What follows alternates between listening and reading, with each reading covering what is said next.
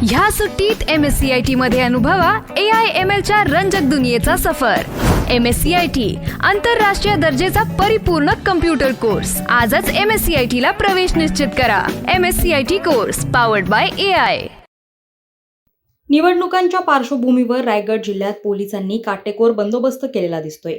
नाक्यानाक्यावर वाहनांची तपासणी सुरू असून पोलीस अलर्ट मोडवर आहेत। अशातच रायगड स्थानिक गुन्हे अन्वेषण शाखेला अत्यंत गोपनीय माहिती मिळाली। त्यानुसार पेण पोलीस ठाण्याच्या हद्दीत अंमली पदार्थांची विक्री करण्यास काही जण येत असल्याचं समजलं।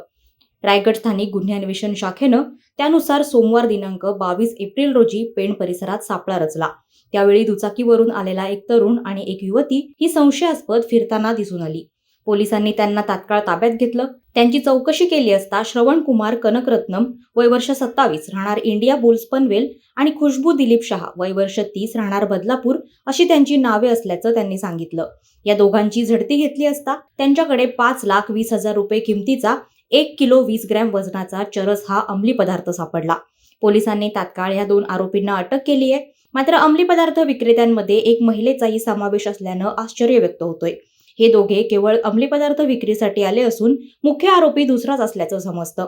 पोलीस मुख्य आरोपीचा शोध घेतायत। या 2 आरोपींना पेण कोर्टात हजर केलं असता त्यांना शुक्रवार दिनांक 26 एप्रिल पर्यंत पोलीस कस्टडी सुनावण्यात आली आहे।